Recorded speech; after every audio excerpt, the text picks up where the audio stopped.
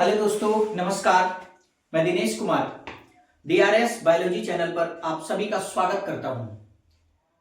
तो दोस्तों, आज हम लोग बायोलॉजी का दूसरा अध्याय पढ़ेंगे जिसका नाम है पुष्पीय पादपों में लैंगिक जनन, sexual reproduction in flowering plant. इसी के बारे में हम लोग क्या करेंगे दोस्तों, पढ़ेंगे।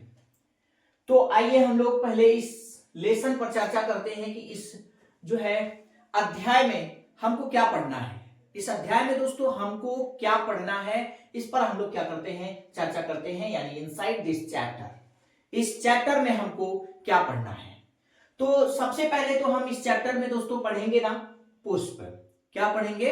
पुष्प यानी कि फ्लावर के बारे में पढ़ेंगे। ठीक है, फ्लावर्स की यानी कि संरचना पढ़ेंगे, पुष्प की संरचना पढ़ेंगे। फिर इसके बाद हम लोग इसमें पढ़ेंगे भैया निषेचन, यानी निषेचन।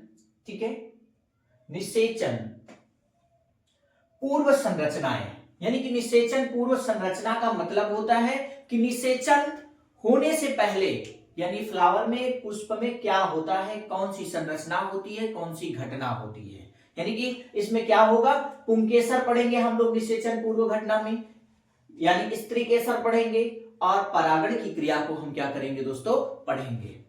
इसके बाद हम इस अध्याय में निषेचन पढ़ेंगे, यानी निषेचन कैसे होता है, एक फ्लावर्स में, एक फूल में निषेचन किस प्रकार से होता है उसको हम लोग पढ़ेंगे। फिर इसके बाद हम लोग पढ़ेंगे दोहरा निषेचन, यानी डबल फर्टिलाइजेशन को पढ़ेंगे। डबल फर्टिलाइजेशन फ्लावर्स में कैसे होता है इसको हम लोग पढ़ेंगे। इसके बाद इस लेसन में हम लोग पढ़ेंगे निषेचन पश्च घटना, यानी कि निषेचन पश्च घटना में, यानी निषेचन हो जाने के बाद फ्लावर में कौन कौन सी घटनाएं होती हैं और कौन सी संरचनाओं का क्या होता है, निर्माण होता है।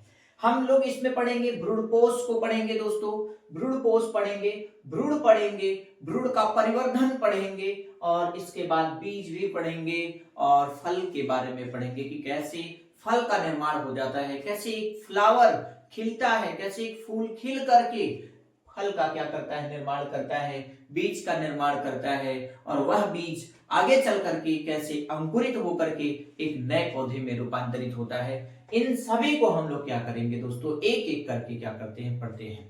ठीक है, तो आइए हम लोग शुरू करते हैं इस अध्याय को। तो सबसे पहले हम लोगों को जानना है कि पादप यानी कि क्या है। देखिए, ये तो पहले से कहा गया, लेसन का नाम ही बता दिया गया भाई। लेसन का नाम में कहा गया कि पुष्पीय पादपों में लैंगिक जनन, यानी कि फूल वाले पौधों में लैंगिक जनन। ठीक है, फूल वाले पौधों में लैंगिक जनन, जैसे कि जितने फूल वाले पादप होंगे, यानी कि जितने भी फूल वाले पौधे होंगे, उन सभी पौधों में हमको पढ़ना है लैंगिक जनन को। अर्थात लैंगिक जनन को हम लोगों को क्या करना है, समझना है कि फूल में लैंगिक जनन कैसे होता है।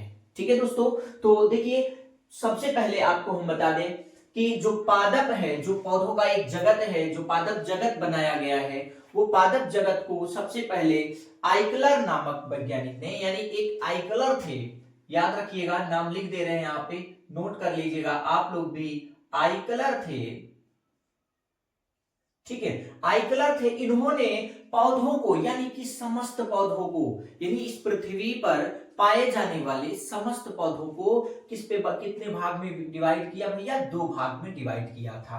यानी कि 2 भागों में उन्होंने बांट दिया, किसको, पौधों को। ठीक है, कौन कौन से पौधे, पहला उन्होंने बांटा क्रिप्टोगैमी, यानी पहला इन्होंने क्रिप्टोगैमी को बांटा, यानी इनको हम बीज रहित पादप कहते हैं, यानी कि इसमें बीज का निर्माण नहीं होता है। ठीक है, दूसरा आता है भैया, दूसरा भाग है फिनेरोगैमस, यानी कि बीज युक्त पौधे। बीज युक्त पौधे, यानी इनमें ये जो वर्ग है पौधे का, इस वर्ग में क्या होते हैं, बीज युक्त पौधे, यानी कि रखे गए हैं। ये पौधे जो होते हैं, ये बीज का क्या करते हैं, निर्माण करते हैं। ठीक है, तो जो क्रिप्टोगैमी है दोस्तों, क्रिप्टोगैमी को 2 यानी कि 3 भागों में डिवाइडेड किया गया है। क्रिप्टोगैमी को, यानी बीज रहित पादप को 3 भाग में क्या किया गया है, डिवाइड किया गया है। पहला है थैलोफाइटा, आप लोग नाम सुने होंगे जरूर। थैलोफाइटा क्या है, यानी कि हम लोग क्लास 9th में ही पढ़ लेते हैं थैलोफाइटा के बारे में। ठीक है, थैलोफाइटा पहला है, दूसरा है ब्रायोफाइटा, और तीसरा है टेरिडोफाइटा। यानी कि 3 ये जो वर्ग हैं ये किसके हैं, क्रिप्टोगैमी के, यानी बीज रहित पादप के वर्ग हैं। ठीक है, तो अगर जो है पूछा जाता है कि क्रिप्टोगैमी, यानी कि अगर देखो जैसे प्रश्न पूछ लिया जाता है कि क्रिप्टोगैमी यानी बीज रहित पौधों को कितने भागों में बांटा गया है, तो सिंपल सी जो है जवाब है, ये सिंपल सा आंसर है, 3 भाग में बांटा गया है, थैलोफाइटा, ब्रायोफाइटा, टेरिडोफाइटा। ठीक है, और इसके बाद दोस्तों जो दूसरा है फिनोगैमस है, जिसे हम लोग क्या कहते हैं, बीज युक्त पौधा कहते हैं, यानी ये पौधे वो होते हैं जिनमें बीज का निर्माण होता है। किसका निर्माण होता है भैया, बीज का निर्माण होता है। तो इन पौधों को हम फिनोगैमस कहते हैं। ये फिनोगैमस को जो होता है कितने भाग में बांटा गया, 2 भाग में, एक अनावृत बीजी, कौन सा, अनावृत बीजी, और दूसरा होता है भैया आवृत बीजी। कौन सा, आवृत बीजी, यानी कि अनावृत बीजी को हम जिम्नोस्पर्म कहते हैं और आवृत बीजी को हम एंजियोस्पर्म कहते हैं। हाँ, एक बात याद रखना, जो आवृत बीजी पौधा होता है, ये आवृत बीजी पौधा ही भैया पुष्प खिलाता है, यानी कि इसमें ही क्या लगते हैं, पुष्प लगते हैं। इसमें ही क्या लगते हैं भैया, पुष्प लगते हैं। तो यानी कि जितने भी थे, थैलोफाइटा था, ब्रायोफाइटा था, टेरिडोफाइटा था, अनावृत बीजी था, ये सभी में फूल का निर्माण नहीं होता है। यानी सिर्फ एक ही वर्ग है जिसे क्या कहा जाता है, आवृत बीजी, जिसे हम कहते हैं एंजियोस्पर्म। एंजियोस्पर्म में ही क्या होता है, फूल का निर्माण होता है, यानी फूल खिलता है। तो हम क्या पढ़ेंगे, यानी कि इसमें क्या पढ़ेंगे इस लेसन में, यानी आवृत बीजी के पुष्प को हम पढ़ेंगे। क्या पढ़ेंगे भैया, आवृत बीजी के पुष्प को पढ़ेंगे। ठीक है ना, तो ये जो आवृत बीजी पुष्प आप कह सकते हैं, आवृत बीजी यानी कि पादपों में लैंगिक जनन, आवृत बीजी फूलों में लैंगिक जनन। ठीक है ना, तो चलिए आइए हम लोग स्टार्ट करते हैं। तो इसमें हम लोग जो है इनसाइड दिस चैप्टर में सबसे पहले हम लोगों ने पढ़ा क्या, पुष्प को पढ़ना है हम लोगों को। तो हम लोग इसमें पुष्प की क्या पढ़ेंगे भैया, संरचना पढ़ेंगे। ठीक है, तो संरचना आइए हम लोग देखते हैं कि पुष्प की जो संरचना होती है वो संरचना किस तरीके से होती है, यानी कि कितने भाग होते हैं पुष्प के।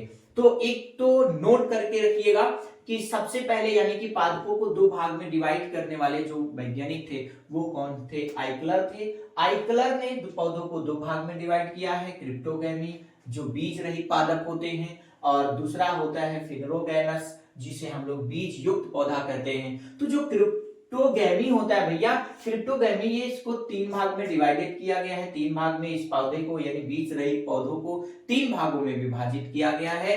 पहला जो भाग है थैलोफाइटा, दूसरा ब्रायोफाइटा, तीसरा है टेरिडोफाइटा। एंड जो होता है भैया फिनोगैमस यानी कि बीज युक्त जो पौधे हैं, ये बीज युक्त पौधों को यानी कि 2 भाग में डिवाइड किया गया है, अनावृत बीजी जिसे हम लोग जिम्नोस्पर्म कहते हैं, और आवृत बीजी जिसे क्या कहा जाता है, एंजियोस्पर्म कहा जाता है। तो आवृत बीजी जो पौधा होता है, आवृत बीजी के अंतर्गत जितने पौधे रखे गए ये सारे पौधे पूर्ण विकसित पौधे होते हैं, यानी कि इनमें सब कुछ यानी कि हर पौधे में जो होता है सब कुछ प्राप्त होता है, यानी फूल का, फल का, सब कुछ यानी का क्या होता है, निर्माण होता है। यानी आवृत बीजी को हम पूर्ण विकसित यानी कि पौधा भी कर सकते हैं। ठीक है, तो चलिए दोस्तों आइए हम लोग क्या करते हैं, स्टार्ट करते हैं किसके बारे में, एक फ्लावर की संरचना के बारे में। तो इसको आप लोग स्क्रीनशॉट ले लीजिएगा भैया, फिर आगे हम लोग क्या करते हैं, पढ़ते हैं एक एक के बारे में। ठीक है, स्पष्ट क्या करते हैं हम लोग समझते हैं। तो आई होप आप लोगों को समझ में आ रहा है, और ये जो है आप लोगों को क्लास 12 की कक्षाएं प्रारंभ की गई हैं, और जो है नीट की जो है भैया ये फाउंडेशन क्लासेस है, आप अपने दोस्तों को शेयर करिए। ठीक है, जिससे उनको भी परीक्षा में मदद मिले। तो आइए हम लोग देखते हैं एक फ्लावर की संरचना को। तो आइए हम एक फ्लावर्स बना लेते हैं, और इस फ्लावर्स को क्या करते हैं, स्पष्ट रूप से हम लोग फ्लावर्स के बारे में समझते हैं। ठीक है, एक फूल हम बना ले रहे हैं, और उस फूल के बारे में स्पष्ट क्या कर लेते हैं, समझ लेते हैं।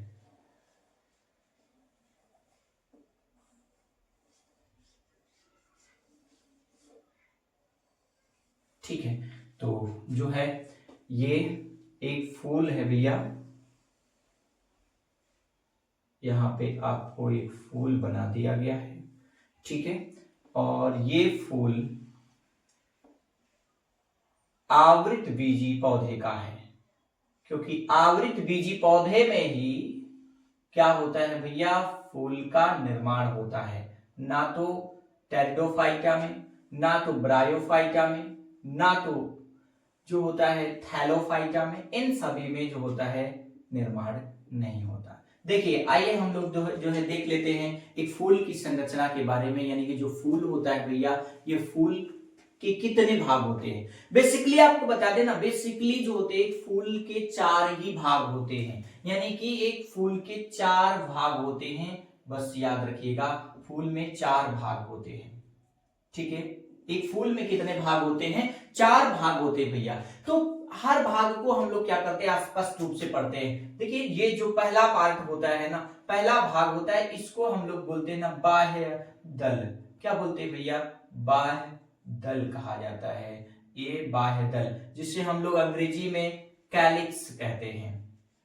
क्या कहा जाता है, कैलिक्स कहते हैं भैया, अंग्रेजी में हम लोग इसको क्या कहते हैं, कैलिक्स कहते हैं, ठीक है। बाह्य दल, जिसको बाह्य दल पुंज, बाह्य दल पुंज कहा जाता है, कैलिक्स, ठीक है ना, बाह्य दल पुंज। अब इसके बारे में हम लोग पढ़ते चलते साथ में। तो जो बाह्य दल पुंज होता है ना, ये पुष्प का जो हरा रंग भाग होता है, ये फूल का जो सबसे हरा वाला पार्ट होता है, देखना ये वाला पार्ट होता है जिसको हरा पार्ट बोलते हैं। जैसे आपने गुड़हल में देखा होगा जी, गुड़हल में देखे हैं ना सब लोग, गुड़हल में अगर गुड़हल की हम लोग संरचना की बात करें, एक स्ट्रक्चर की बात करें, तो कुछ गुड़हल में इस तरीके का हम लोग जो है देखते हैं, ठीक है, इस तरीके का गुड़हल में हम लोग देखते हैं। तो ये पार्ट जो होता है गुड़हल का कैसा होता है, ये हरा पार्ट होता है। कैसा पार्ट होता है भैया, हरा पार्ट होता है, यानी हरा भाग होता है। तो ये जो हरा भाग होता है, इसी को तो हम बोलते हैं यार बाह्य दल पुंज। इसी को क्या कहते हैं, बाह्य दल पुंज कहते हैं। तो ये जो हरा पार्ट है, और बाह्य दल पुंज जो होता है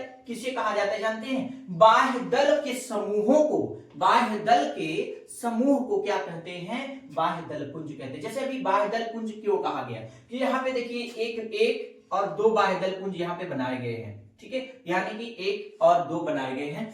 तो अगर सामूहिक रूप से बात की जाए, यानी कि पुष्प में एक ही दल नहीं होता, एक ही बाह्य दल नहीं होता, कई बाह्य दल होते हैं, अनेक बाह्य दल होते हैं। तो ये अगर सामूहिक रूप से बात की जाए तो उन्हें हम बाह्य दल पुंज कहते हैं। यानी कि जैसे यहाँ पे देखिए 1 है, 2 है, 3 है, 4 है, 5 है, यहाँ बनाए हैं। तो ये सामूहिक रूप से बात करते हैं, तो सामूहिक रूप से हम इनको क्या कहते हैं, बाह्य दल पुंज कहते हैं। और बाह्य दल पुंज की एक इकाई को, यानी कि इसकी इकाई को, यूनिट को हम क्या कहते हैं, बाह्य दल कहते हैं।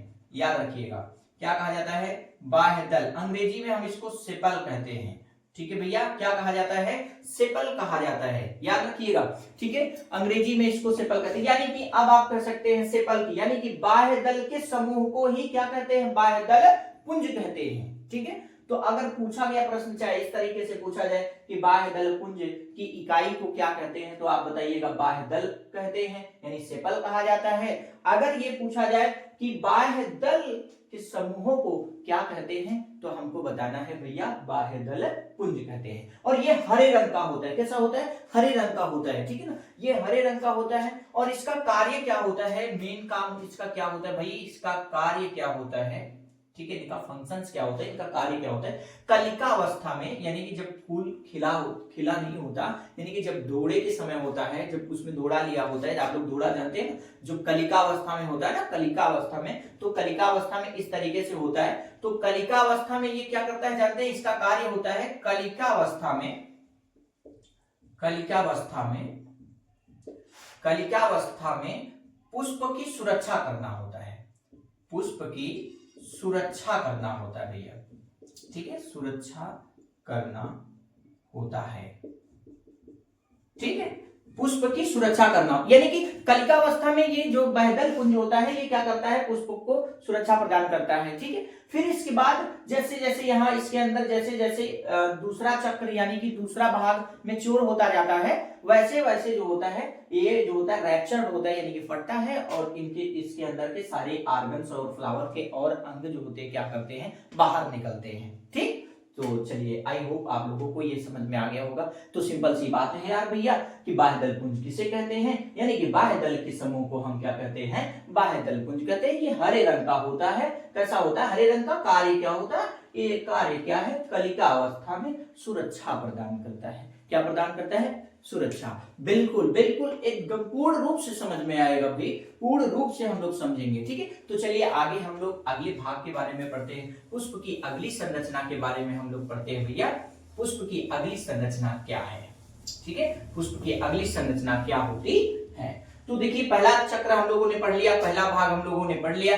ये अब दूसरा भाग आता है भैया जिसको हम लोग बोलते हैं दल पुंज। नोट करते चलिए साथ साथ, बहुत इंपॉर्टेंट है। और ये चैप्टर बहुत बड़ा चैप्टर है भैया, बहुत इंपॉर्टेंट चैप्टर है और बहुत ही क्वेश्चन इस लेसन से, इस चैप्टर से आते हैं। ठीक है, तो चलिए देखिए दल पुंज को हम लोग अंग्रेजी में बोलते हैं भैया करोला।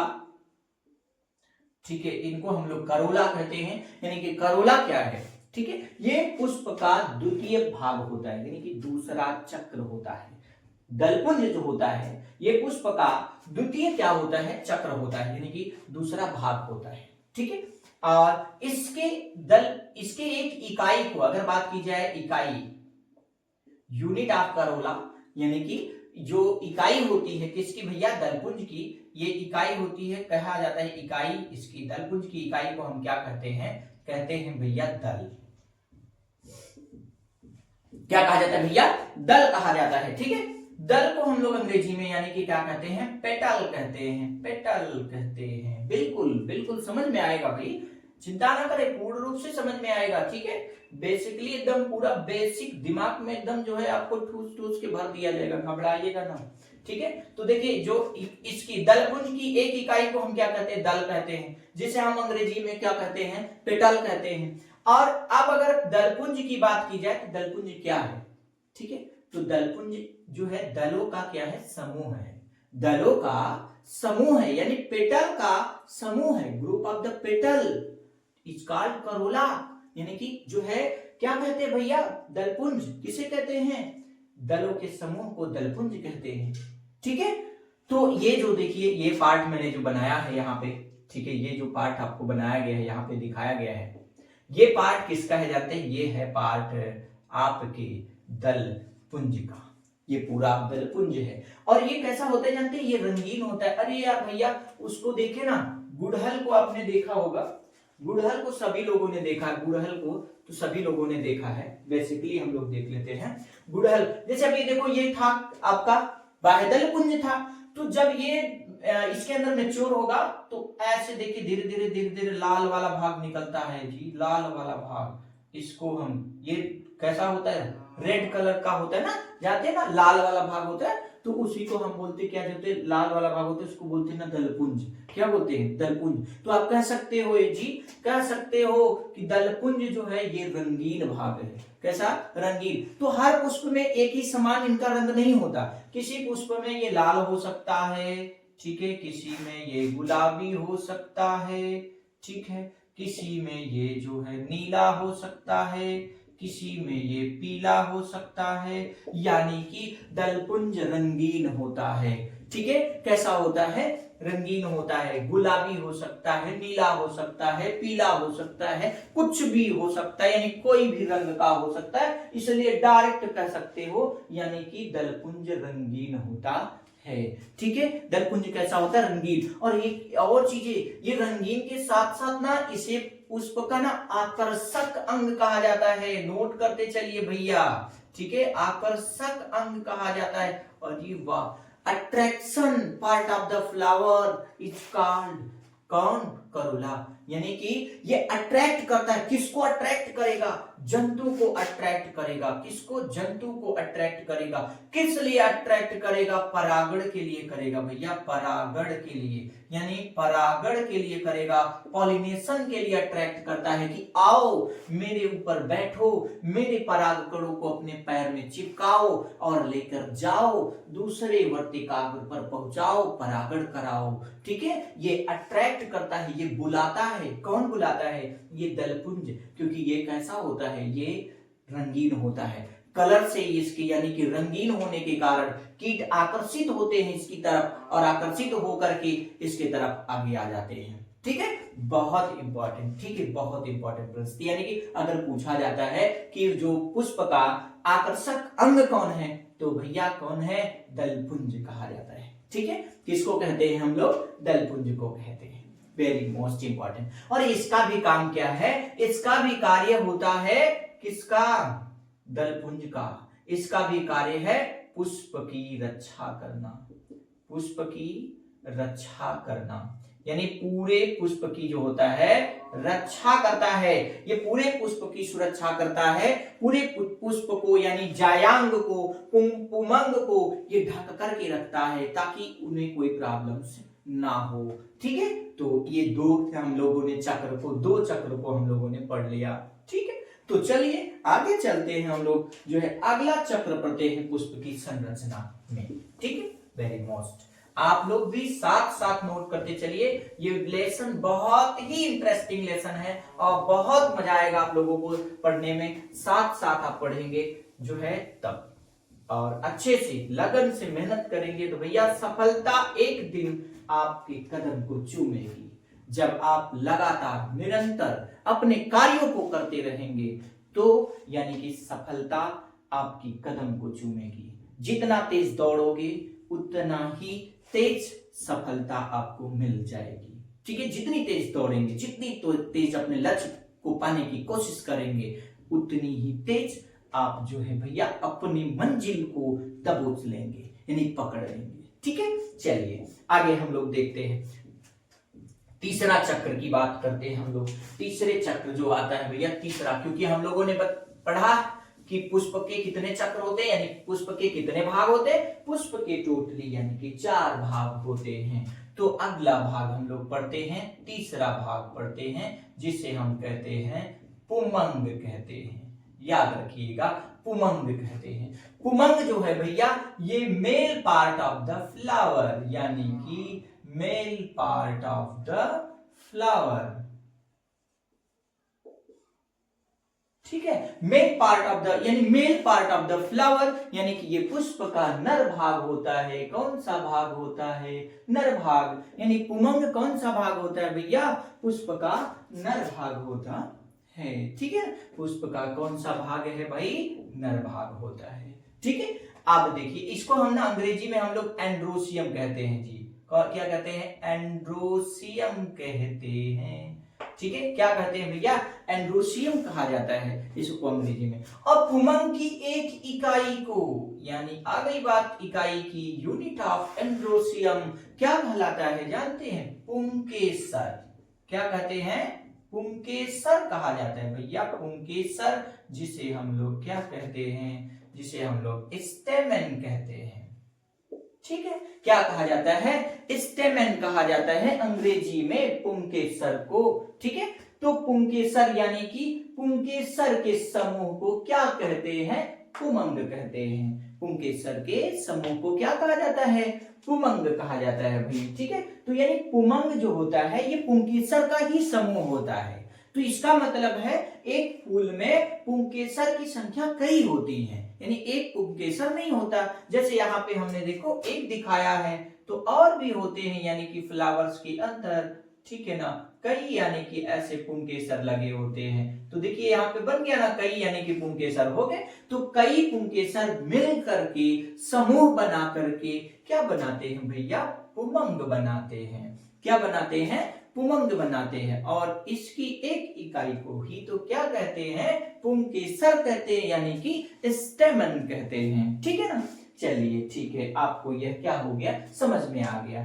तो पुंकेसर की बात करते हैं हम, थोड़ा सा पुंकेसर हम लोग जान लेते हैं। पुंकेसर क्या है, देखिए इसको एक निकाल लेते हैं हम, एक भाग इसका, यहाँ पे देखो निकाल दिया इसको, एक भाग को हम निकाले। तो पुंकेसर के ना 2 भाग होते हैं। कितने भाग होते हैं, 2 भाग होते हैं भैया। पहला भाग होता है ना परागकोश। क्या होता है, परागकोश होता है। ठीक है, जिसे अंग्रेजी में हम लोग ना एंथर कहते हैं। क्या कहते हैं, एंथर कहा जाता है, यानी परागकोश। ठीक है, जो शीर्ष भाग पर, कहां पे देखो, ये शीर्ष भाग पर जो हुंडीनुमा संरचना है ना, उसी को तो हम क्या बोलते हैं, बताओ, परागकोश कहते हैं। क्या कहते हैं, पराग कोश कहते हैं। ठीक है, चलिए बिल्कुल समझेंगे, एकदम बिल्कुल बिल्कुल चिंता नहीं करने की बात है भाई, पूरा रटा दिया जाएगा, दिमाग में ठूस दिया जाएगा, घबराइएगा मत। ठीक, चलिए पराग कोश। और दूसर का भाग होता है ना, इसको हम लोग बोलते हैं ना, दूसर के भाग को बोलते हैं ना पुतंतु बोलते हैं भैया, पुतंतु। पुतंतु जिसको अंग्रेजी में क्या कहा जाता है, फिलामेंट कहते हैं। क्या कहते हैं, फिलामेंट कहते हैं। यानी फिलामेंट जो डंठल वाला भाग है, देखो देखो कौन सा भाग है, ये डंठल वाला जो भाग है ना, ये क्या कहलाता है ना, पुतंतु कहलाता है। क्या कहलाता है, पुतंतु। अब इसको ना किसी से पूछ लो कि भाई पराग कोश में कितने भाग, सॉरी पुंकेसर के कितने भाग होते हैं, तो वो तुरंत ही बताएगा, दर मेरे सर पढ़ाए हैं ना, कितने भाग होते हैं, 2 भाग होते हैं, पराग कोश, और दूसरा का भाग क्या होता है, पुतंतु। ठीक है, कौन से भाग, पुतंतु भाग होते हैं। और ये पुंकेसर किसका भाग है, ये पुंकेसर नर जननांग यानी कि नर का भाग है, पुष्प के नर का भाग है। ठीक है ना, पुष्प के यानी कि पुमंग की एक इकाई है पुंकेसर। पुमंग जब नर भाग है तो पुंकेसर भी नर भाग है। क्या है भैया, पुंकेसर भी क्या है, नर भाग है। ठीक है, यानी कि यही जनन में क्या करते हैं, भाग लेते हैं। इसी को तो पढ़ना है ना, लैंगिक जनन कैसे, तो बेसिकली इसी को समझना होगा हम लोगों को, नर भाग मादा भाग को ही स्पष्ट क्या करना होगा, हम लोगों को समझना होगा। ठीक है, तो ये जो भैया देख लीजिए, ये जो परागकोश है, परागकोश को भी हम आगे पढ़ेंगे, विधिवत तरीके से पढ़ेंगे कि परागकोश में क्या क्या होता है, काट करके पढ़ेंगे इसको, पूरा अंदर तक देखेंगे इसको कि इसके अंदर होता क्या है। ठीक है ना, इसके अंदर होता क्या है, कैसा कैसा प्रोसेस होता है, क्या क्या होता है, इसको काट करके देखा जाएगा। ठीक, समझ लीजिए। आगे चलिए, आगे देखिएगा। अब हम बात करते हैं आगे, एक तीसरे जो भाग को पढ़ लिया हम लोगों ने, अब जो चौथा भाग होता है हम लोगों का, चलिए आप लोग जो है इसको नोट कर लीजिएगा। फिर इसके बाद हम लोग पढ़ते हैं ना अगला भाग, जिसे हम लोग क्या कहते हैं, जो है जायांग। ठीक, क्या कहा जाता है, जायांग। यानी फूल में एक पार्ट होता है, फूल में ये देखो ये देखो ये देखो ये देखो, पूरा का पूरा, पूरा का पूरा पार्ट क्या है, क्या है बताओ, इसी को तो कहते हैं ना पूरा, इसी को कहते हैं जायांग। क्या कहते हैं, जायांग कहते हैं। ये कौन सा भाग है, चौथा भाग है। कौन सा भाग है भाई, चौथा भाग है ना, चलिए ठीक है, चौथा भाग है, बच्चों ने बता दिया कि चौथा भाग है। इसको अंग्रेजी में कहते हैं ना गाइनोसियम। इसको हम अंग्रेजी में क्या कहते हैं, गाइनोसियम कहते हैं भैया, अंग्रेजी में इसको गाइनोसियम कहा जाता है, जायांग। ठीक है, ये कौन सा पार्ट है, female part of the flower, female part of the flower. ठीक है, female part of the flower. ठीक, ये पुष्प का कौन सा भाग है, फीमेल यानी कि मादा भाग होती है। कौन सी भाग होती है भैया, मादा भाग होती है। वेरी मोस्ट इंपॉर्टेंट, यानी कि हम जान गए कि जो होता है जायांग को क्या कहते हैं, मादा भाग कहते हैं। और जायांग की एक इकाई की बात करें, यूनिट ऑफ गाइनोसियम, यानी जायांग की एक इकाई की बात करें भैया, इकाई की बात की जाए, यूनिट की बात की जाए, तो इसे स्त्री केसर कहते हैं। क्या कहते हैं, स्त्री केसर, यानी कि कॉर्पेल कहते हैं भैया, कॉर्पेल कहा जाता है। यानी कि इसे अंग्रेजी में हम क्या कहते हैं, कॉर्पेल कहते हैं, स्त्री केसर कहते हैं। और स्त्री केसर के किसके, स्त्री केसर के 3 भाग होते हैं। कितने भाग होते हैं भैया, 3 भाग होते हैं स्त्री केसर के। पहला भाग होता है जिसको हम लोग क्या कहते हैं, वर्तिकाग्र। क्या कहा जाता है, वर्तिकाग्र कहा जाता है। ठीक है, जिसे हम लोग क्या कहते हैं, वर्तिकाग्र, अंग्रेजी में स्टिग्मा कहते हैं। इसको क्या कहते हैं भैया, स्टिग्मा कहते हैं। वेरी मोस्ट इंपॉर्टेंट, याद करके चलिए इसको। ठीक है, क्योंकि अब इन्हीं सब की बारी है, क्योंकि नर जननांग और मादा जननांग जो है जनन की क्रिया में क्या करेंगे, भाग लेंगे। यही हम लोगों को इसमें क्या करना है, पढ़ना है। बेसिकली मोस्ट जो है ये है कौन, पुमंग और जायांग को ही पढ़ना है, क्योंकि पुमंग और जायांग ही जो है भैया, पुमंग और जायांग ही जो है क्या करेंगे, जनन की क्रिया में भाग लेंगे। ठीक है, चलिए चलिए, तो पहला जो होता है वर्तिकाग्र, दूसरा होता है भैया, दूसरा होता है वर्तिका। ठीक है, दूसरा क्या होता है, वर्तिका होता है भैया। कौन होता है, वर्तिका होता है। और तीसरा जो होता है अंडाशय होता है। ठीक है, पहला वर्तिकाग्र, ठीक है, और दूसरा वर्तिका, और तीसरा क्या होता है, अंडाशय होता है। तीसरा क्या होता है भैया, अंडाशय होता है। तो वर्तिकाग्र हो गया, वर्तिका हो गई, और अंडाशय हो गया, ओवरी हो गया। ये किसके भाग हैं, किसके पार्ट हैं ये तीनों, बताइए किसके पार्ट हैं ये तीनों, ये तीनों पार्ट हैं स्त्री केसर यानी कि कार्पेल के पार्ट हैं। ठीक है ना, किसके पार्ट हैं, कार्पेल के। तो ये है फ्लावर के क्या संरचना, ये है पुष्प की क्या संरचना। तो देख लेते हैं स्पष्ट, अब समझ लेते हैं। बाह्य दल पुंज, ठीक है ना, क्या होता है, बाह्य दल पुंज, ये वाला भाग होता है। दल पुंज आपका रंगीन वाला भाग होता है। ठीक है, और ये पूरा सामूहिक रूप से किसका भाग होता है, पुमंग का भाग होता है। यानी समूह को हम पुमंग कहते हैं, यूनिट को हम क्या कहते हैं, पुंकेसर कहते हैं। क्या कहा जाता है, पुंकेसर कहा जाता है। Very most important. ठीक है, और यहाँ इस पूरे भाग को हम क्या कहते हैं, जायांग कहते हैं। ठीक है, क्या कहते हैं, जायांग। और जायांग की एक इकाई को हम इस तरीके सर कहते हैं। ठीक है, आई होप आप लोगों को पुष्प की संरचना पूर्ण रूप से समझ में आ गई होगी। ठीक है दोस्तों, तो हम लोग अब जो है आगे पढ़ेंगे किसके बारे में, जो है हम लोग पढ़ेंगे किसके बारे में जानते हैं, हम लोग पढ़ेंगे पुमंग के बारे में, यानी कि नर भाग के बारे में पढ़ेंगे, पुष्प के नर भाग के बारे में। ठीक है दोस्तों, तो आगे हम लोग जो है मिलेंगे नेक्स्ट वीडियो में। अगर वीडियो दोस्तों अच्छा लगा हो तो हमारे DRS बायोलॉजी चैनल को सब्सक्राइब करिए, दोस्तों के पास शेयर करिए और कमेंट करिए। तब तक के लिए मिलते हैं नेक्स्ट वीडियो में, तब तक के लिए दोस्तों धन्यवाद।